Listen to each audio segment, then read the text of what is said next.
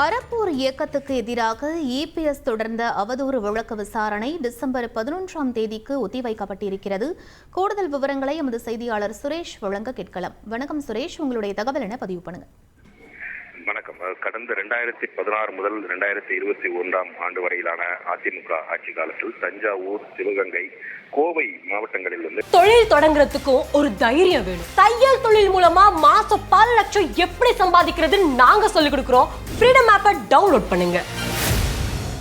நெடுஞ்சாலைத்துறை டெண்டர் ஒதுக்கீட்டுல அரசுக்கு 692 கோடி ரூபாய் இழப்பு ஏற்படுத்தியதாக கூறி நெடுஞ்சாலைத்துறை கட்டுப்பாட்டில் வைத்திருந்த முன்னாள் முதல்வர் எடப்பாடி பழனிசாமிக்கு எதிராக அறப்போர் இயக்கத்தின் சார்பில் லஞ்ச ஒழிப்புத்துறையிடம் புகார் அளிக்கப்பட்டுள்ளது.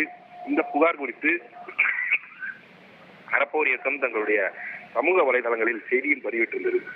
இது தனக்கு அவமதிப்பை ஏற்படுத்தியிருப்பதாக கூறி 1,10,00,000 ரூபாய் மாநகராட்சி வழங்க வேண்டும் என்ற கோரிக்கையுடன் அறப்போர் இயக்கத்துக்கு எதிராக எடப்பாடி பழனிசாமி சென்னை உயர்நீதிமன்றத்தில் வழக்கு தாக்கல் செய்திருந்தார். இந்த வழக்கை விசாரித்த உயர்நீதிமன்றம் எடப்பாடி பழனிசாமி குறித்து பேசுவதற்கு, கருத்து தெரிவிப்பதற்கு, அவதூறு பரப்புவதற்கு தடை விதித்து, அதாவது அறப்போர் இயக்கத்துக்கு தடை விதித்து உத்தரவு பிறப்பித்திருந்தது.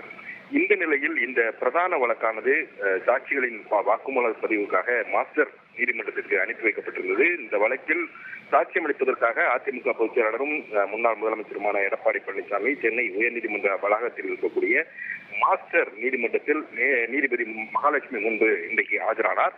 பின்னர் அந்த ஆவணங்களை சமர்ப்பித்து அவர் சாட்சியம் அளித்தார். இன்றைய விசாரணை முடிவடைந்ததை அடுத்து இந்த விசாரணையானது டிசம்பர் 11ஆம் தேதிக்கு தள்ளி வைக்கப்பட்டிருக்கிறது.